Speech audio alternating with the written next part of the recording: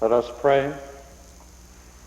O Lord, grant us a daily awareness of the precious gift of life which you have given us.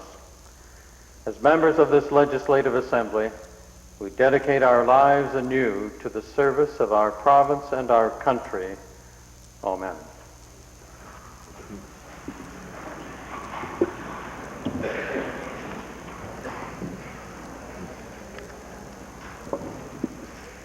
Introduction of visitors. The Minister of Tourism. It's a pleasure today to introduce Alberta's best, who are contributing greatly to Alberta's reputation in the hospitality industry. In your gallery, Mr. Speaker, we are honored to have with us the Executive Director of the Alberta Culinary Arts Foundation, Maurice O'Flynn, who is recently appointed manager of Canada's National Chefs Team. The national team will compete at the prestigious American Culinary Classic in Chicago in 1991 and the Culinary Olympics in Frankfurt in 1992. Mr. O'Flynn has just returned from the World Culinary Cup competition in Luxembourg, where he helped Team Alberta capture 8 gold medals and take a second place in the World Individual Championships. Thank you, fellas.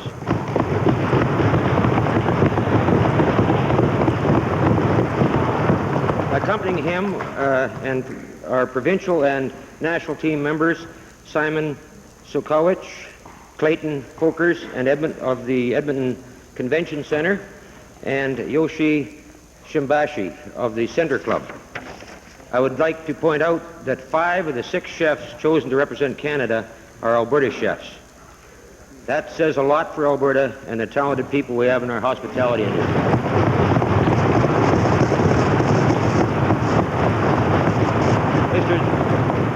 We're fortunate to have them representing Canada and Alberta, and we look forward to their progress during the next 2 years. They are standing in your gallery, Mr. Speaker, Alberta's best. We'll be giving them one.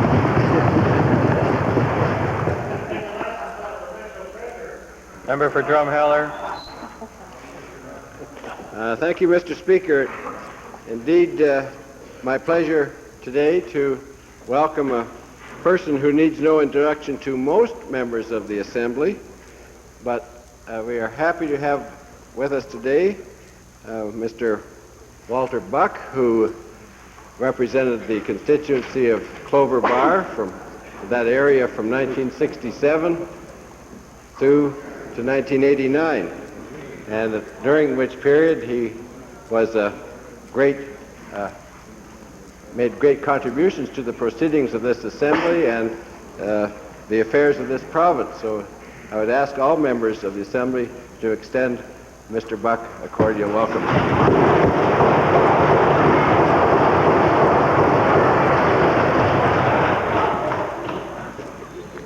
Presenting petitions, reading and receiving petitions, presenting reports by standing and special committees, notices of motions.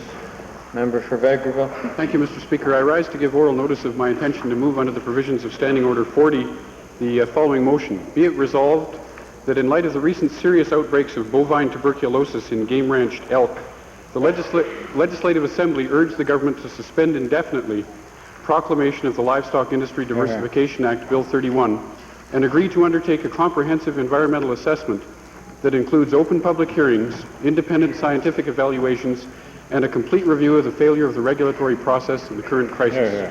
Right on. For clarification, honorable members, Standing Order 30 or 40? 30. Thank you. You said? For the Standing Order 30 as per the motion is printed. Introduction of bills. Member for Edmonton Highlands. Mr. Speaker, I beg leave to introduce Bill 292, an act to provide for executive remuneration disclosure by corporations that receive government financial assistance. The purpose of this bill, Mr. Speaker, is to make sure that companies that come begging for taxpayers' dollars aren't rewarding their top executives with massive handouts from the taxpayers' coffers. The honourable member for Edmonton Highlands. Order, please. Page. Thank you. The Honourable Member for Edmonton Highlands has moved first reading of Bill 292, an act to provide for executive remuneration disclosure by corporations that receive government financial assistance act. Those in favor of first reading, please say aye. Opposed, please say no. Carried. Bill 292, an act to provide for executive remuneration disclosure by corporations that receive government financial assistance, introduced by the Honourable Member Ms. Barrett, is now read a first time.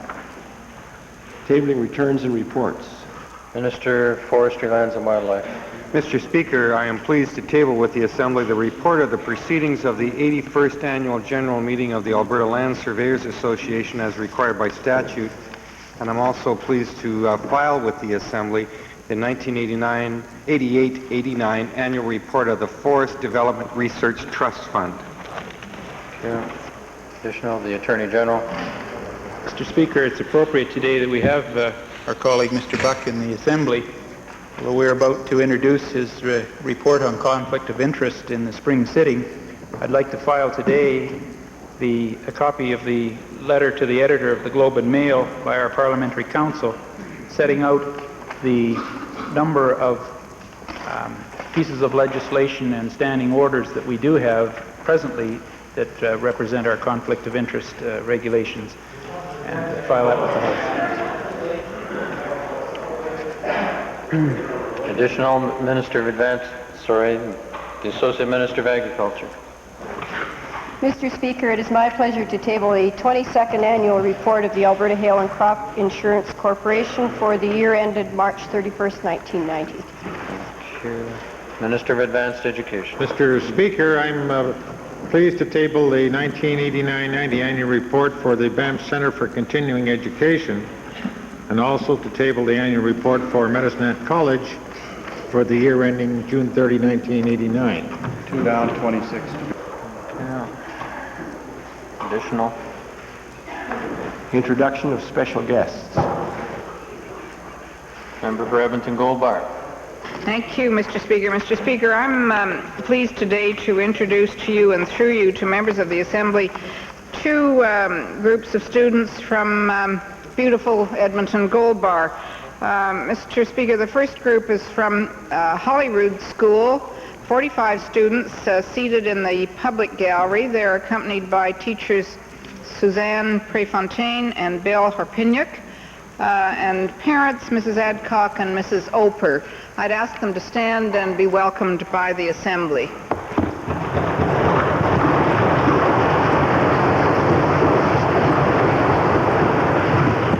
And further, Mr. Speaker, 28 students from the Clara Tyner Elementary School, accompanied by their teacher, Mr. Randy Billy, and parents, Mrs. Barkinski and Mrs. McGuire. Mr. Speaker, they're in the members' gallery, I understand, and I'd ask them to stand and receive the warm welcome of the Legislative Assembly.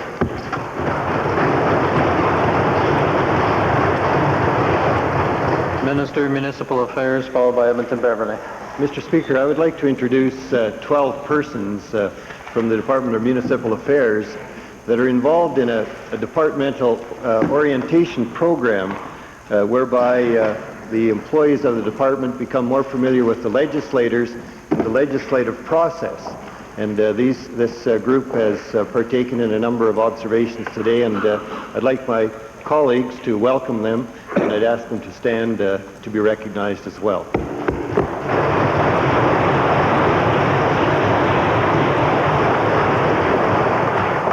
Thank you, Mr. Speaker. A pleasure for me today to introduce to you and to members of the Assembly 32 grade 6 students from the Maurice LaValle School located in the constituency of Strathcona.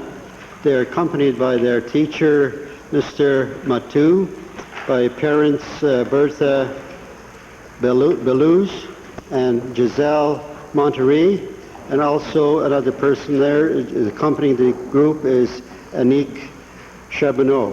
I'd ask them to rise. They're located in both the public and the members' gallery. I'd ask them to rise and receive the welcome of the Assembly.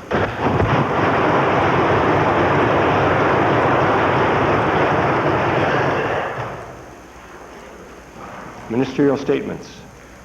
Oral question period. Mr. Speaker, yesterday in the Assembly, the Minister for Education admitted in his roundabout way that his government had at least been intending to privatize publishing and printing operations at the Alberta Correspondence School based on recommendations from a study that show clearly that to privatize these operations, taxpayers would have to subsidize the private sector, Mr. Speaker. Typical. Will the Minister of Education now admit that this initiative is nothing but another typical conservative pig in a poke that he's trying to sell to Albertans, that not only will it cost Albertans jobs, but it's going to cost the Alberta taxpayers more than what they're spending now? Mr. Speaker, it constantly amazes me the selective kind of reading that the New Democrats would undertake in reviewing a document that they have in their hands. And that, it's not a coloring book, says the Minister of the Environment, quite appropriate. But Mr. Speaker, the document makes very, very clear that no wholesale privatization take place at the Barhead Correspondence School or at the Learning Resources Distributing Center. What I can't get over, Mr. Speaker, is why members opposite wouldn't agree with a report like this that calls for more efficient use of taxpayers' dollars. Agreed. So taxpayers' dollars are used wisely and spread over the best possible benefits for all kids in education. What is it that the ideological baggage on the other side of the Assembly says no anytime private sector methods or private sector objectives are trying to be accomplished, when it's in the interests of taxpayers, and most of all, when it's in the best interests of kids? Absolutely. Pretty rancid. Mr. Speaker, Albertans have seen how this government privatizes, and it costs us millions and millions of dollars every time they try to do so. Mr. Speaker, last year the Alberta Correspondence Branch raised its tuition fees in some cases by up to 500% over those charged the previous year, and this has resulted in, and this is right in the report, it's resulted in a significant drop in the enrollment at the Correspondence Branch. Will the minister tell us this? Is it his intention to now see the Correspondence Branch increase its fees again by another several hundred%, or is he going to follow the report's recommendation to, quote, incorporate subsidies to the private sector as it, quote, adopts that slow road to privatization that should be undertaken? Mr. Speaker, the increase that took place last year at the Correspondence School is covered currently by grants to school boards so that they can buy back those fees. We're not going to double fund school boards. That isn't what taxpayers want us to do. But we will follow some of the suggestions that are laid out in the report, where it says more and better staff training, and I agree with that. That's something that we must do. Private sector model publishing development with chargeback provisions for exceeding standards, job scheduling, control, and job tracking, and efficiency costing systems, improve the management structure, private sector model publishing and printing vendor supply methods. Now, Mr. Speaker, that's only to ensure that the Alberta Correspondence School and the Learning Resources Distributing Center is using taxpayers' money the most effective possible way. Well, Mr. Speaker, I think it's important to correct the misimpression that the minister has left. Students had to pay those extra fees, Mr. Speaker. They weren't just covered by the grants. Mr. Speaker, my final question to the minister relates to the investment that the Correspondence School made 3 years ago in state-of-the-art production equipment, which has cost the Alberta taxpayers millions of dollars. And the question is this: if we've got that kind of money to spend on that kind of equipment, which is pretty important investment, how can the minister justify even thinking about selling it off at discount prices to private operators who, according to this report, would still require public subsidy?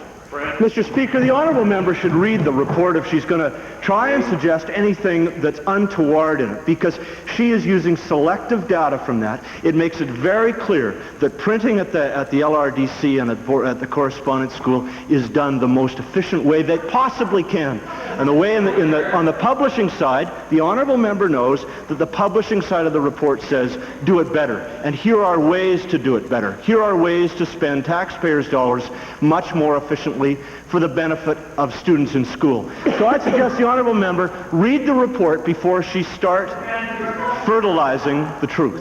Thank you.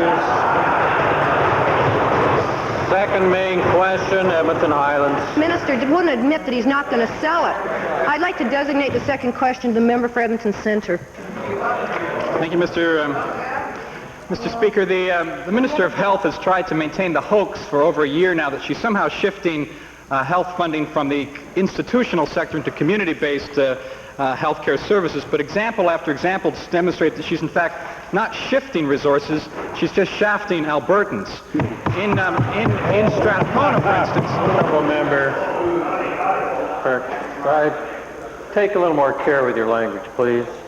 I'm sure you have a vast repertoire that you can use in terms of your vocabulary, better than that word. Thank you. It was in a play I once acted in, Mr. Speaker. In Edmonton, Strathcona, for example, Mr. Speaker, the people there have seen the laying off of over 100 skilled nurses at the University of Alberta Hospital on the one side, and on the other side they've seen the closing down of the Strathcona Health Unit on the other. So I want to ask the Minister of Health today how she can possibly go around with the Tory candidate and the Premier for that matter and promise to build a $120 million children's hospital at the same time as she is laying off hundreds of nurses and closing dozens of well baby and seniors clinics in the heart of Old Strathcona. Actually, Mr. Speaker, I'm quite delighted to go around Edmonton Strathcona with the Tory candidate. I think he's a wonderful candidate, and I recommend him to the voters of that riding. Yeah, absolutely correct. Good candidate, honest man. Anyway, to get back to the issue at hand, you know, let's look at the issue of the health unit within that constituency, and at the decision made by the Edmonton Board of Health that through a reallocation of their resources they could get better value out of the resources that this province dedicates to them. And last year, or rather this year, the budget year we're in, rather than the rhetoric which the Honourable Member for Edmonton Centre likes to throw about with health, he's good at it. If we look at the total increase in community...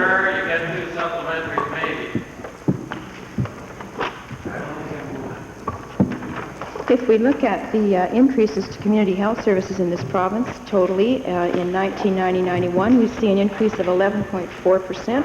If we look at the acute care side, we see one of 8.3%. I think, in fact, it does speak to a statement of priority, Mr. Speaker. Yes.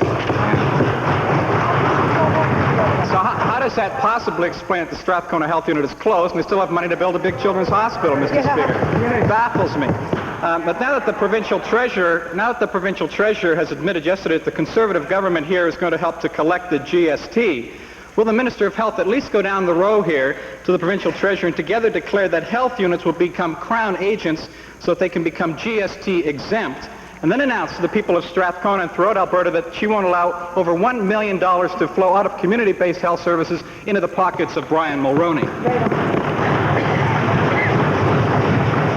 Well, Mr. Speaker, I will attempt to answer the three questions that were raised in that supposed one. First of all, the Northern Alberta Children's Hospital, as I've explained on many occasions...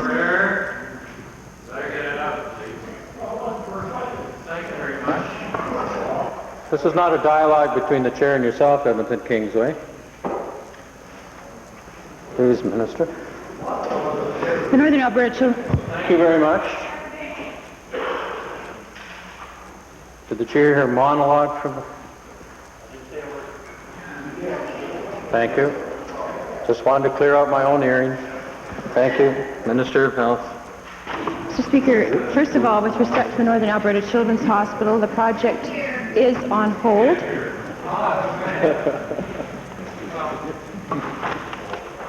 Thank you very much for pointing it out, Edmonton Goldbar, that you can't hear. I'm not surprised. Perhaps all honourable members, and that means in both sides of the House, will tone it down.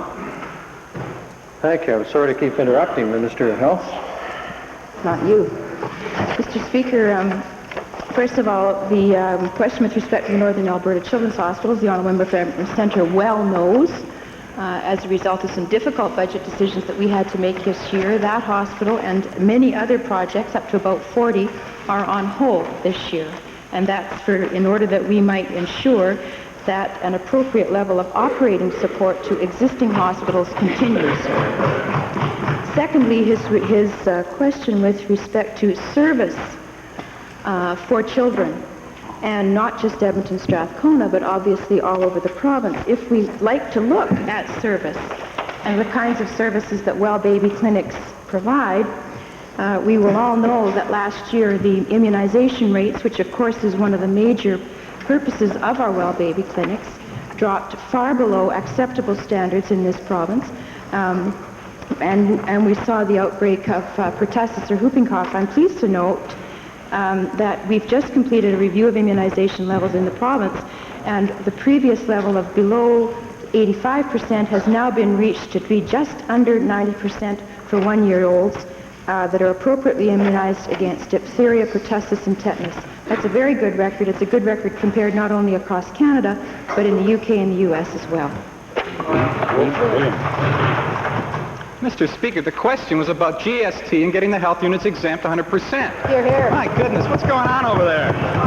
Will the minister at least, I'm trying to help her out, give her some ideas on how to support the health units, Mr. Speaker. Will the minister at least follow the recommendation both of our candidate Barry Chivers and the Hyman Report's recommendation 20 and call the folks of the Edmonton Board of Health and work out with them ways of developing the Strathcona Health Units. It's a brilliant idea, into a health and environmental resource center that can boldly and creatively ensure a healthy environment for children.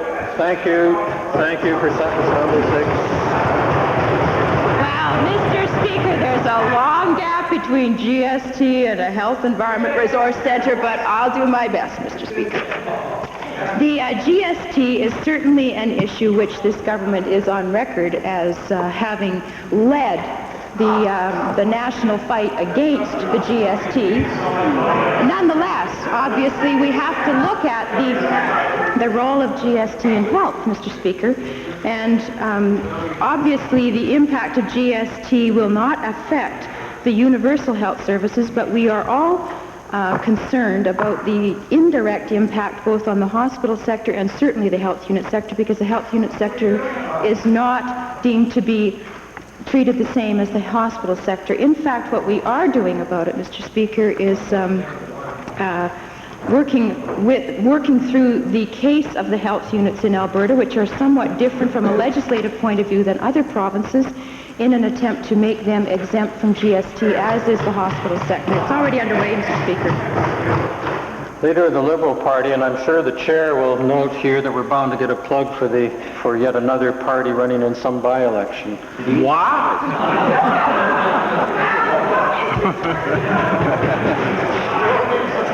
The other party that got the shivers. Mr. Speaker, my questions are to the Minister of Education.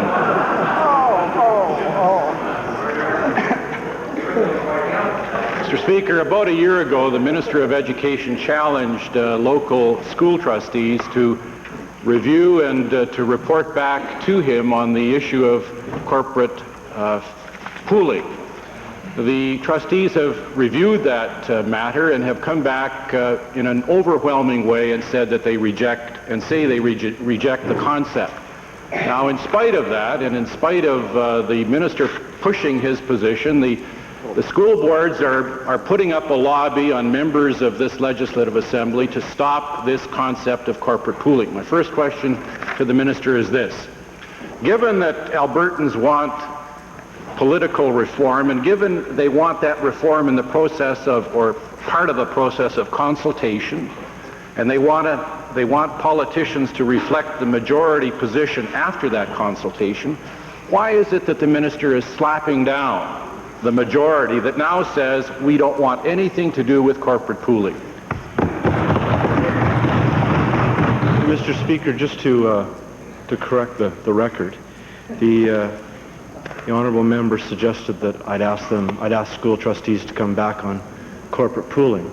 What I'd asked school trustees to do was to review the whole problem of fiscal inequities among school boards across this province. Because, Mr. Speaker, there are a number of boards who are unable, because they have a small or a narrow or a shallow local tax base to access, that they aren't able to raise sufficient dollars locally in order to provide a quality education or an education that meets their students' needs. So I asked the association to come back to me with a solution, not an interim solution, not a short-term solution, but a solution that will meet all students' needs across this province. So I have acknowledged the tremendous work that the ASTA has done, and I do so again in this legislature. And I have shared with them my concern for the need for a longer-term solution. And I have, after going out and consulting with school trustees, the Alberta Urban Municipalities Association, the Alberta Association of Municipal Districts and Counties, parents, teachers, and others across this province over the last 2 months, I have now laid out a proposal on the table for a long-term solution. And now I am asking school trustees to help me with that solution, modify it, change it, and make it the best possible one to meet the needs. Thank you, Honourable Minister. Supplementary. Mr. Speaker, usually the Minister of Education acts the gentleman on issues and in dealing with people. I'd like to know why it is that he has sunk low, so low, as to refer to some of his opponents on this issue as people who are engaged in the dissemination of misleading information and even in downright lying. Well, Mr. Speaker, it does concern me that when we're in an assembly like this, or in any forum where we're debating and exchanging views, that we do it on the basis of facts and on the basis of factual information. And I am concerned, Mr. Speaker, that when a debate like this heats up, naturally the temperature is bound to rise, but I want those facts to be on the table. And I have shared some concerns that I have with one particular school board in this province, that some of the information that they were transmitting to their parents and to their schools was not consistent with the factual information, not subjective, but factual information that we had provided by word of mouth to a number of trustees and some of the senior officials of that board. So I have shared those concerns with that particular school board, Mr. Speaker, and have spoken with the chairman of that school board to share my concerns, and I will be providing them. I have provided them with further information this week, and I will be speaking with and writing to a number of parents who have been given that other information. Mr. Speaker, I thought that the Honourable Minister would take the opportunity to apologize and retract for the statements that are allegedly his. And I guess he's just going to continue the battle with the Catholic Board in Calgary, and I think that's unfortunate in solving this problem. My final question, Mr. Speaker, is this. Given that the AUMA, at least through the municipalities, objects to this concept, given that local trustees, at least 80% object to it, given that chambers of commerce object to it, will the minister not agree that the concept is going to fail and that he should deal with these people, consult with these people, and find another way to solve the problem? Mr. Speaker, the decision made by school trustees back in September was based on a corporate pooling concept that was dated 1987. I have laid on the table an educational trust fund proposal in many, many ways, and in significant ways, a significant change from 1987. And I'll restate, Mr. Speaker, for the benefit of all members of this Assembly, some of the fundamental principles of that proposal. One is that for educational purposes only, non-residential properties would be taxed by the province, that revenues would be protected in an educational trust fund, not in the general revenues of the province, but an education trust fund established by this legislature, that autonomy of school boards collectively to determine what would go into that pool, and individually the rate at which it would be drawn from that education trust fund, that would be housed in legislation. That current costs that current expenditures for education purposes in Calgary, in Barrie Creek, in Westlock, and in Edmonton and every other school jurisdiction would be recognized as real, legitimate minimum costs of delivering education in that community. And finally, Mr. Speaker, that transitional funds would be provided to school boards to ensure that no board was found harmless by the nature of this proposal. But our objective here, Mr. Speaker, is to ensure that every student, not just some depending upon where they live in this province, but every student in this province has access to an education that meets that child's needs. Thank you, Drayton Valley. Thank you, Mr. Speaker. Recognizing that the fledgling elk ranching industry in Alberta has been dealt a severe blow in its infancy by some infected elk being allowed into Alberta from the United States, and this being a very viable and valuable diversification in agriculture, I have a question for the Minister of Agriculture. Can you give us an update on what is being done to alleviate this problem on behalf of all agriculture? Mr. Speaker, I think we should all recognize that Agriculture Canada is playing the lead role in the eradication of the infected tuberculosis in the province. They've been responsible for this role since the turn of the century. Both Alberta Agriculture and Forestry Lands and Wildlife are cooperating fully with Agriculture Canada in this endeavor. And the feedback that I'm getting is that they're finding the tracking of animals from one farm to another much easier because of the bookkeeping requirements that are currently imposed by Forestry Lands and Wildlife. They're approaching the problem in exactly the same way as they do with beef cattle or other domestic animals, and I'm confident that they have the matter under control. Yes, Mr. Speaker, knowing that there is legislation pending for the sale of elk meat in Alberta so that the Alberta ranchers have equality with other parts of Canada, do you foresee a change of timing for this legislation because of this recent development? No. Mr. Speaker, Bill 31, as the Assembly is well aware, basically does two things. It permits the sale of elk meat in this province, and it transfers the day-to-day supervision of game farming from Forestry Lands and Wildlife to Alberta Agriculture. The regulations supporting Bill 31, which received third reading in this Assembly last spring, are nearing completion. I still anticipate that proclamation will occur early in 1991. Edmonton Jasper, please. Mr. Speaker, the Department of the Environment has recently told Albertans that it will no longer make vital groundwater monitoring data available to members of the public. Apparently some lawyers in the Attorney General's Department agree that the Clean Air Act doesn't allow people to know, or the Clean Water Act doesn't allow people to know whether the water is clean or not, despite the fact that they may actually drink that water. Now, I suppose it's good that we have people in government who are checking to make sure that information isn't released unlawfully. It's too bad there's nobody over there who's fighting for the public's right to know. That's our problem. But I'd like to ask the Minister of the Environment, since we're now in session, if he will sponsor an amendment to fix the alleged problem, knowing that he may be assured of speedy passage on behalf of the opposition.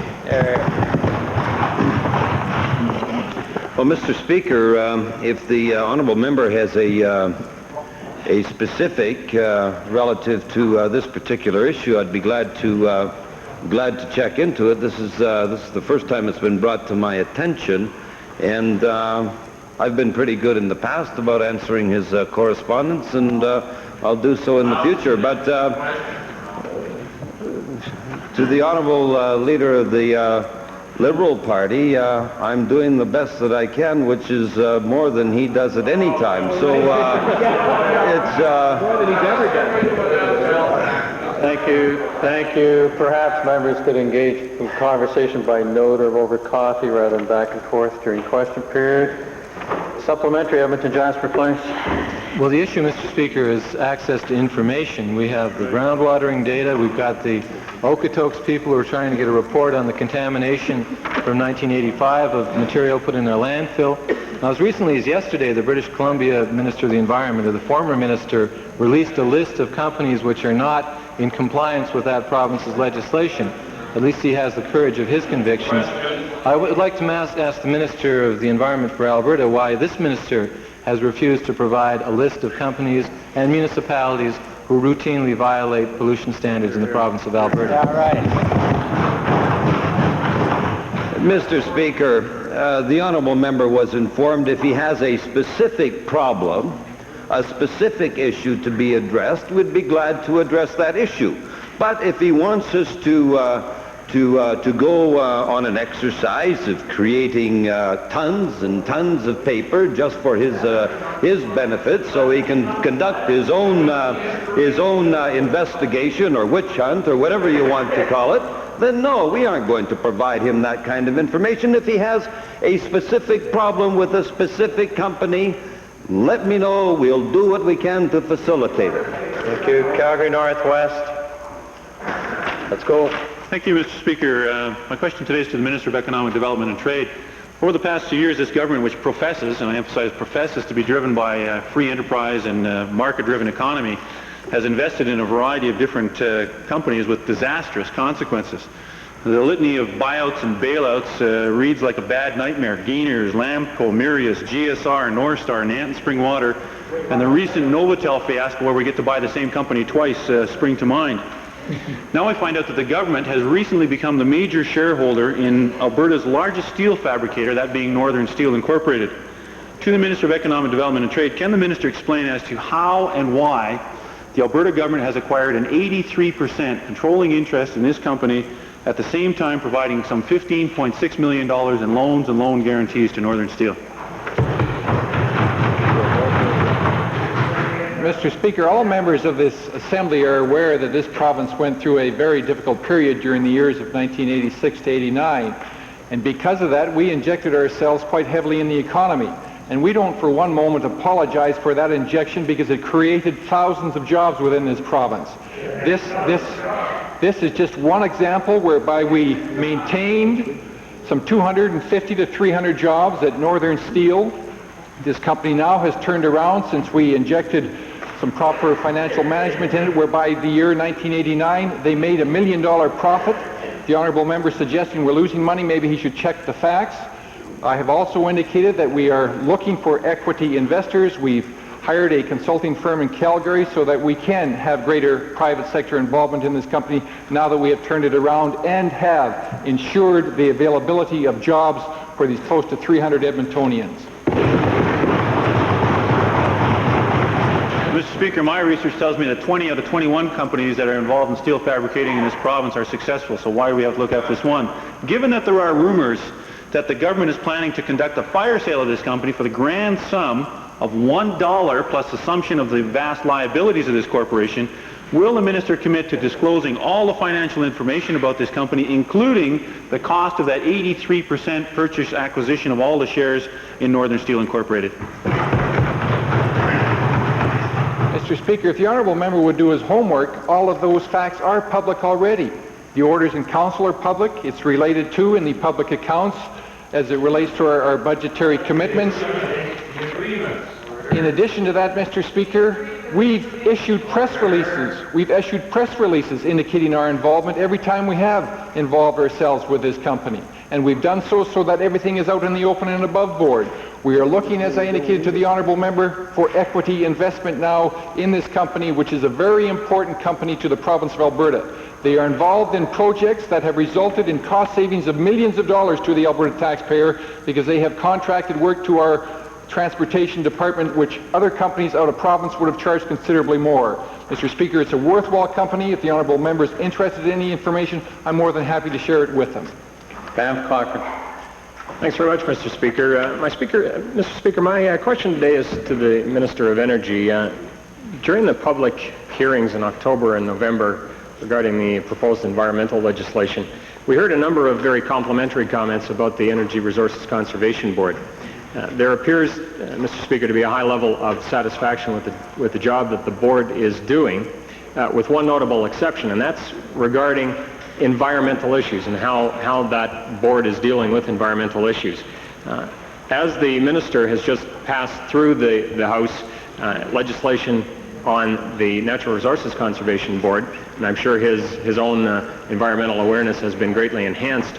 My question to the minister is, will the minister try to beef up or agree to consider expanding the environmental jurisdiction of the Energy Resources Conservation Board? Mr. Speaker, first let me say that earlier, I guess it was earlier this year or late last year, the Executive Council, Lieutenant Governor and Council approved the appointment of Dr. Brian Beets, who is a PhD in biology, to that board. He is the first person of his educational background on that board, and that appointment really reflects our desire to have the ERCB personnel at the board level with a background in biological matters, because on a regular basis, and more so as time goes on, they are dealing with environmental issues. With regard to the mandate of the ERCB, there are a number of areas that could be broadened to be consistent with the public mood today. As these boards and agencies, Mr. Speaker, do their work in the community, they must be modified from time to time to reflect the changing priorities of the public. We have found that with the legislation for the Natural Resources Conservation Board, we have seen a broader interest in environmental matters. We will therefore be considering areas in the ERCB legislation and regulations that could be broadened to be contemporary with the NRCB. Thanks, Mr. Speaker. I'm pleased to hear the minister's comments and his commitment to the environment. In light of that commitment, could we have a commitment today from the minister to bring forward an amendment to the ERCB legislation in the spring sitting to increase that environmental mandate?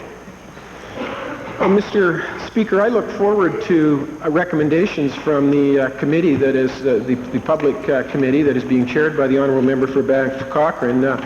Quite possibly his discussions with the public throughout the province on environmental matters and legislation will be of assistance to me in looking at ways of bringing the rules of practice and the regulations and the legislation into more contemporary focus. I can say that I've had discussions with the Honourable Member, and there are areas such as broadening the definition of public interest, intervenor funding definitions, and the issue of directly affected may be areas that could become consistent with the NRCB legislation that is quite contemporary and advanced in dealing with public input to environmental impact assessment. So I'll look forward to an ongoing discussion, and if we can conclude those discussions in time for the spring sitting of the legislature, I'd be pleased to recommend to my colleagues changes to that legislation. Mr. Speaker, on Friday last, the Minister of the Environment told this Assembly that either the Natural Resources Conservation Board or an independent panel would hold public hearings on the proposed Buffalo Lake Stabilization Project. While this is important, one cannot overlook the fact that the government itself is the project proponent and the driving force behind it. I'd like to ask the Premier, Mr. Speaker, given that the Premier recently purchased 640 acres of land bordering the existing recreational facilities on Buffalo Lake, would the Premier agree that because of his land investment, it is no longer appropriate for him to actively push for the stabilization project to proceed?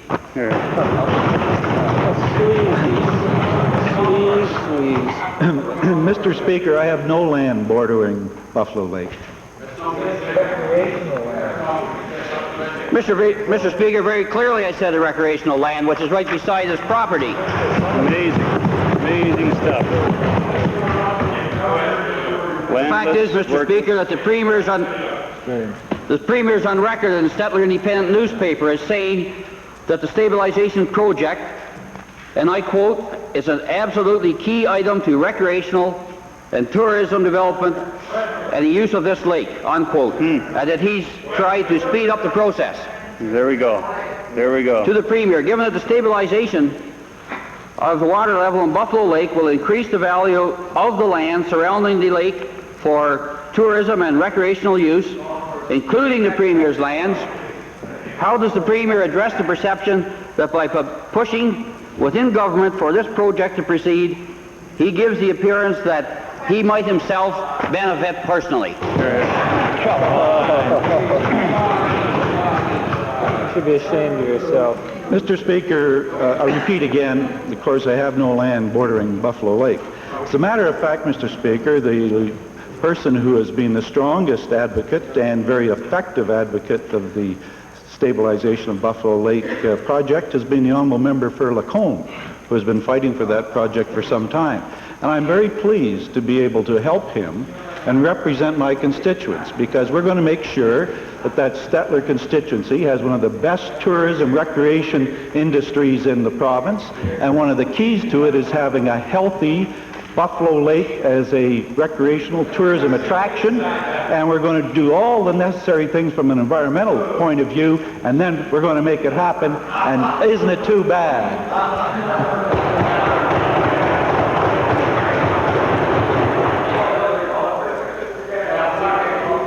Edmonton Avonmore, followed by Westlock Sturgeon. Thank you, Mr. Speaker. My questions are to the Attorney General. Mr. Speaker, Milton, born with a tooth, has been incarcerated for 12 weeks and repeatedly denied bail. Although he has apologized to the court and agreed to abide by the conditions of bail, he remains in jail. The same weekend that Milton was arrested... Cautions about the sub judice rule in this House, not a convention, so be careful with what the question is. Being careful. The same weekend that Milton was arrested, it is reported that threats were made, shots fired into the night air, and guns pointed at reporters attending the first annual Aryan Nation Fest in Provost, where those gathered chanted, "Death to the Jews." No charges have arisen from the Provost incident.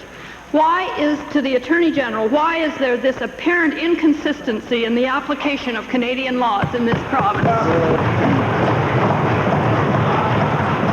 Mr. Speaker, there are no apparent inconsistencies or any inconsistencies in these matters. The incident at Provost, there was a determination, and I was asked that question just not too many days ago in this assembly. There were no charges laid on the genocide issue because there was no evidence on the genocide. The investigation continues, and there may be some other charges forthcoming. That was the only issue that was determined at that time. Has absolutely no comparison to the Pagan incident. What you say?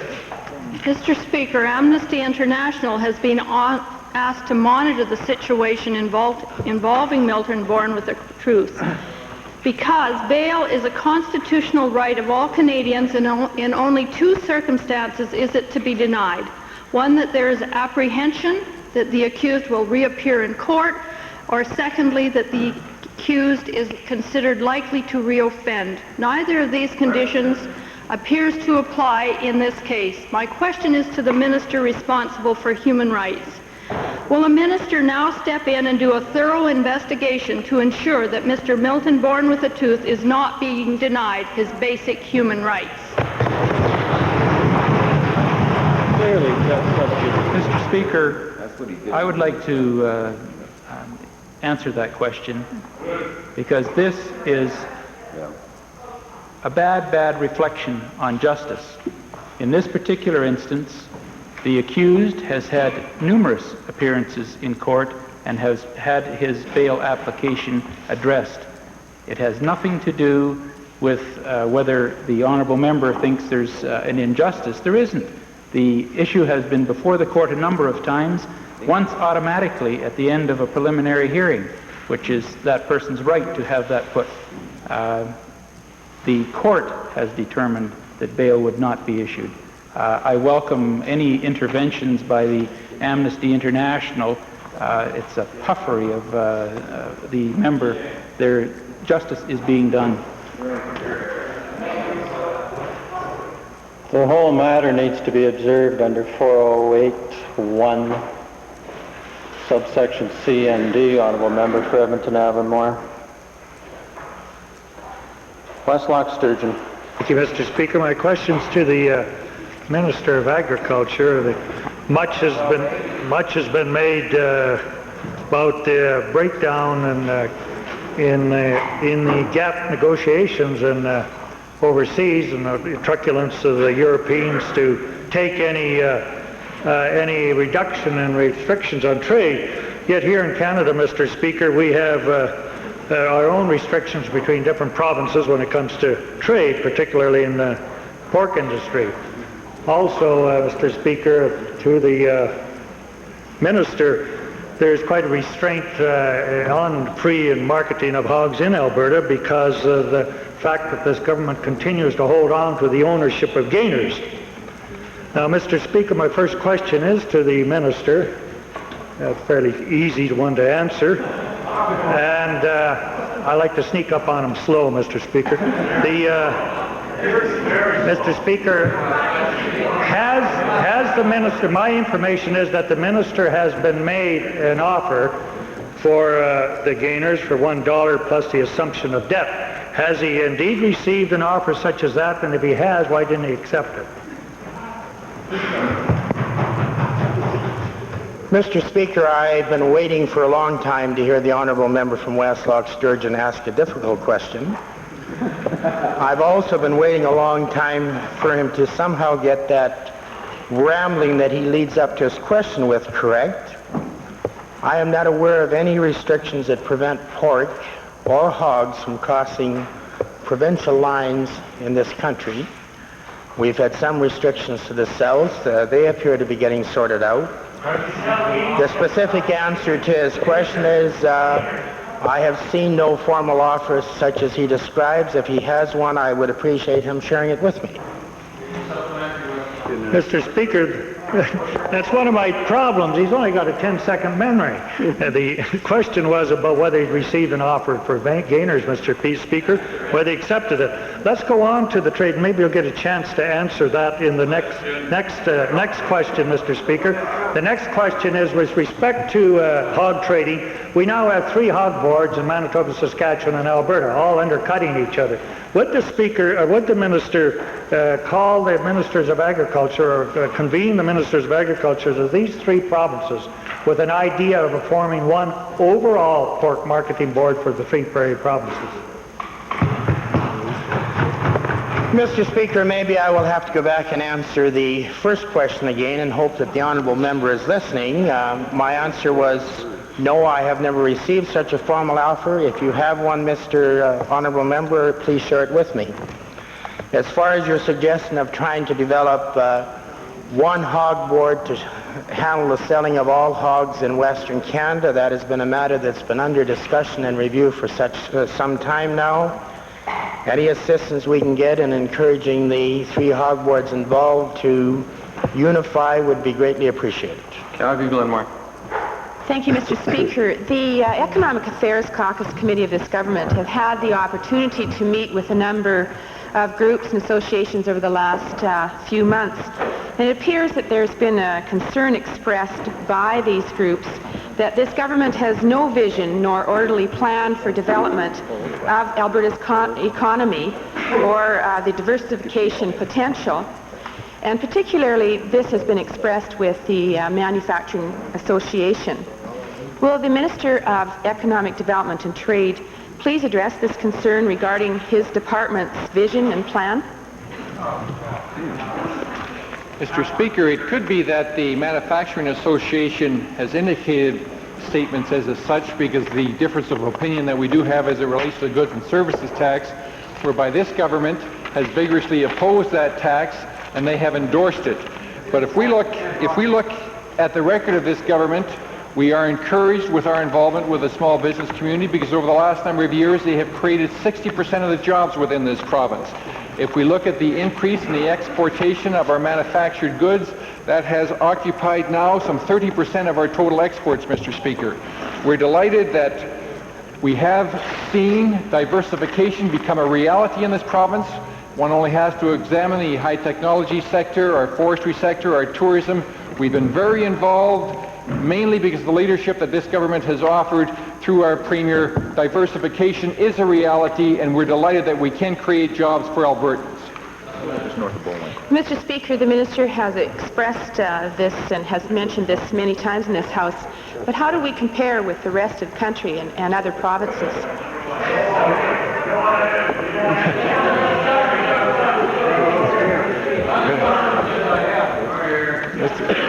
Mr. Speaker, I'm glad to repeat for all honourable members the real advantage that the small business community has within the province of Alberta, in that those small businesses that are under the income of some $200,000 have the lowest taxation rate of any province in Canada. We're delighted that we also had some 18,000 participants in our interest shielding program. Also, we've got the Alberta Capital Bond Program for the small business community, our export loan guarantee. Alberta Opportunity Company has had some 5,000 small businesses access. Excuse me, Honourable Minister. There seem to be a couple of pre-Christmas caucus parties going on here. Could you be quiet for a moment, please? One sentence wrap up. Mr. Speaker, let me wrap up in one sentence by indicating that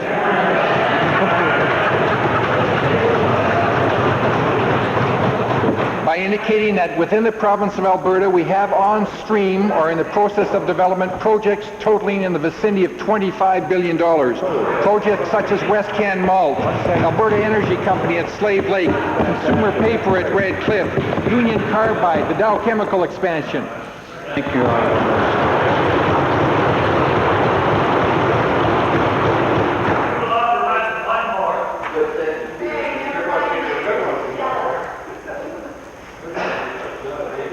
The request under Standing Order 30, Member for Vegreville.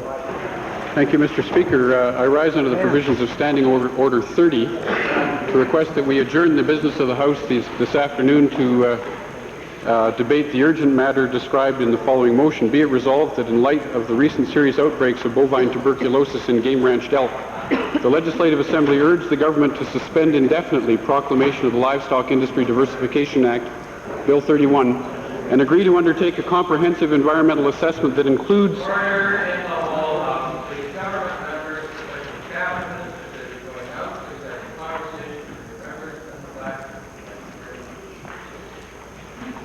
Bill 31 and agree to undertake a comprehensive environmental assessment that includes open public hearings, independent scientific evaluations, and a complete review of the failure of the regulatory process in the current crisis. Mr. Speaker, if I may, speaking to the urgency of this matter and in trying to describe why I think it warrants consideration by the Assembly this afternoon, I would refer very briefly to the history of Bill 31. I think we can all acknowledge that it was a direct reversal of stated government policy. They moved to legalize the sale of elk meat in the province of Alberta in spite of giving assurances to interested Albertans that would not be done in this term. It wasn't about face by the government, and they refused at the time to agree to hold open public hearings so that the tens of thousands of Albertans who believed that this was a wrong-headed move, who knew that this would have a serious negative impact on the wild populations in the province of Alberta, who felt that it was going to end up being some sort of a fiscal boondoggle in the province of Alberta, so those people could be heard. The government at every point refused to allow public hearings on the issue and indeed allowed only very limited debate on this important issue in the legislature. And they referred, Mr. Speaker, repeatedly to the comfort that should be provided by the regulations that are in place, that there are regulations. Fish and Wildlife officers could enforce these regulations, that there would be accurate count kept of the animals on each ranch, and movement would be monitored. And Mr. Speaker, what we see today, in spite of the assurances given by the Minister of Agriculture in question period today, we see that these regulations have broken down, that there is an absolute nightmare out there in terms of trying to keep track of where diseased animals are, who's got which animals on which farm. And I might refer to the most publicized case of tuberculosis, bovine tuberculosis in game-ranched elk. It's on the Cliff Beg Ranch. And Agriculture Canada, in spite of the Fish and Wildlife records claiming that he owned 160 elk, 25 deer, and 25 bison, Agriculture Canada has only been able to confirm that there are 150 elk, 12 deer, and 15 bison on this ranch. Now, the gentleman in question has given several what I would determine as far-fetched explanations for these discrepancies, including coyote depredation, even though there are no carcasses, the sale of animals to an apparently non-existent game rancher in the province of Saskatchewan. Great concerns caused by these discrepancies and the regulatory failure that is now before us, Mr. Speaker. It seems that reporting that was required to have been done has not been done. And I think we have a very serious situation, Mr. Speaker, made more serious by the fact that there is now a second confirmed outbreak of tuberculosis in the province of Alberta, unrelated to the Beg Ranch, to the herd at the Cliff Beg Ranch. And in case the minister is unaware, it's on the Dean Bowman Game Ranch near Drayton Valley. All of this, this potential threat with bovine tuberculosis in game ranched elk, Mr. Speaker, causing concern not only for wildlife populations in the province, but the very large and very important domestic cattle industry in the province of Alberta, Mr. Speaker, has caused Agriculture Canada to impose the captive ungulate order last week Friday. This order is expected to be in place for 30 to 60 days, prohibiting any farm-to-farm movement of elk and any other game-ranched animals, Mr. Speaker. So I think we have mounting evidence of the growing threat. In fact, with the levels of compensation rumored to be paid to game ranchers in the province, perhaps an average of about $10,000 per animal, with the number of animals that are suspected carriers of tuberculosis in our province and branching out into Saskatchewan and Ontario, this may well be the most expensive disease outbreak of animals ever experienced in Canada, Mr. Speaker. It's a very, very serious, very serious issue, Mr. Speaker, and I think the urgency of debating it today is the apparent discrepancy that exists between the two ministers that have shared responsibility in this regard. The Minister of Forestry, Lands and Wildlife, on tape, quoted as saying that until the fledgling domestic elk industry is cleared of the disease, the province won't proclaim legislation governing the commercial sale of animals' meat. And the Minister of Agriculture... The Honourable Member, you've now had 5 minutes. Perhaps to conclude with regard to the urgency of the debate.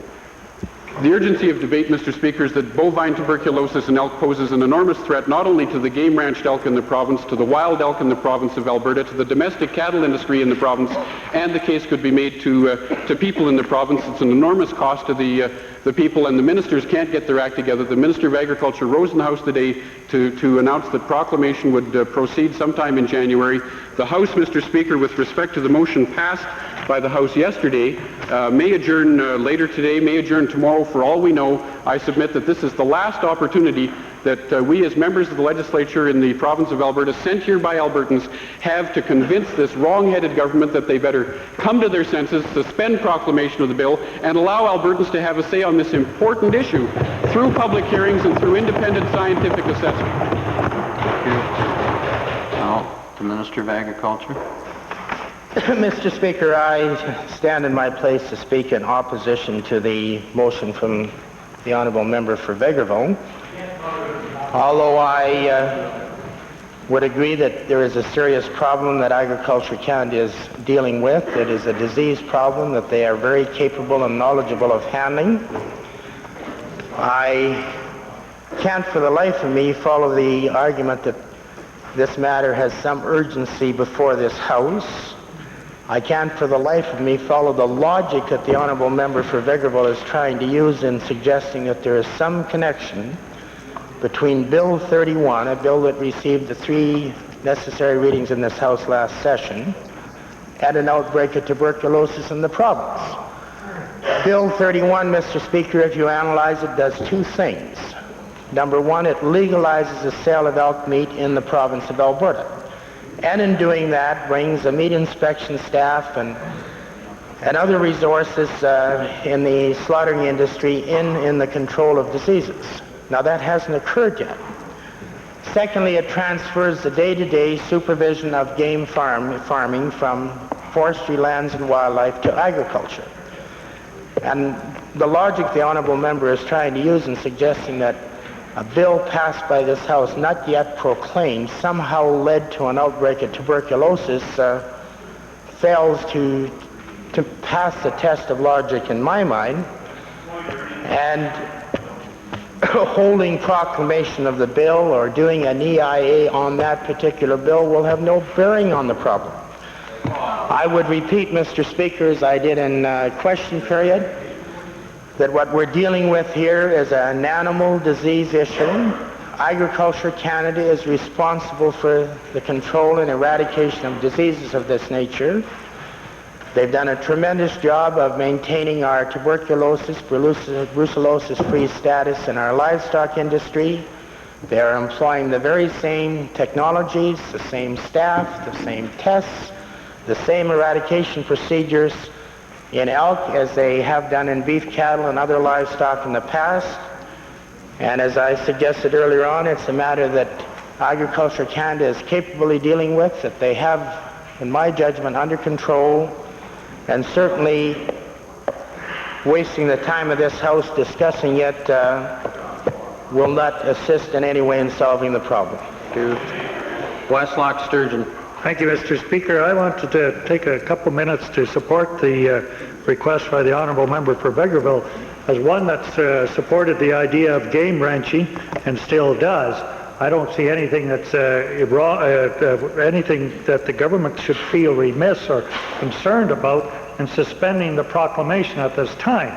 I think there's quite a panic out there in the industry, and we get the case, Mr. Speaker, for instance, of Agriculture Canada stopping bison from being sold, or buffalo, and we have over 5,000 buffalo in northern Alberta that have had a clean record for a generation now, continue selling and would like to continue selling their beef. And we think Agriculture Canada is overreacting to what was their own mistake in the first place, because obviously somehow or another they let elk get into Alberta without proper examinations, and we're maybe not examining them at the sales. The Minister of Agriculture should be quite pleased, Mr. Speaker, to support this type of motion, because surely he wants an industry handed over to him clean as a whistle, not one that's got some TB in it and some no TB in it. In other words, by proclaiming it, he has taken on the responsibility of the industry. Seems to me only normal prudence would indicate that he'd have everything in good shape before he takes over, and this thing moves in that direction. I know public hearings always scares the government, but I don't see anything particularly bad about it, because there's a lot more, the public hearings would cover a lot more than elk, and I would look at it as a chance maybe to educate the people in what elk ranching would do rather than something negative. I wouldn't be that concerned about it. So, Mr. Speaker, I do think it is urgent, though, that some of the people that are suffering now are bison raisers. Some of their exotic animals have all been quarantined by the federal government, and I think an overreaction to the whole area of elk ranching. And if we would say, if this government said that they would delay the proclamation till everything was cleared up, I think it would help soothe Agriculture Canada and their jumpy veterinarians from extending that quarantine all over the place as they are now doing. Okay. No, Honourable Member. No, Honourable Member. I'm sorry, Honourable Member, the answer is still no. The practice has been in the House that when we're understanding Order 30, subsection 2, it does read, the member may briefly state the argument in favor of the request for leave. Mr. Speaker may allow such debate as he considers relevant to the question of urgency of debate, and then shall rule. And we've heard from each caucus, and that has been set out with House leaders prior to meetings. And I see nods of agreement. Thank you. The chair would first point out a number of difficulties here. That first of all, this is not a difficulty. The Honourable Member for Vegreville did indeed comply with Standing Order 30, subsection 1, in giving 2 hours notice under Standing Order 30.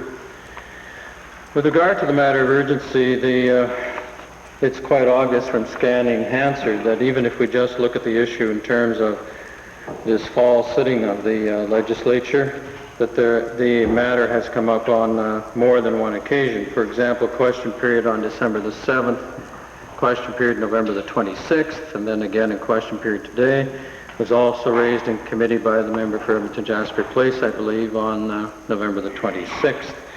And this, of course, deals just simply with this current sitting and does not take into account discussions which occurred with regard to the legislation earlier in this year. There's another difficulty involved here, though, that earlier today when the member for Vegreville gave notice of motion to the House, the chair did intervene and ask if it was under Standing Order 40 or Standing Order 30, because more appropriately in the form in which it has been submitted, it really is a request on the Understanding Order 40. The reason being that Understanding Order 30, no motion can be formally presented under our standing orders. Therefore, the chair rules that this matter does not proceed because it is defective in form, and also fails the test of urgency. Orders of the day.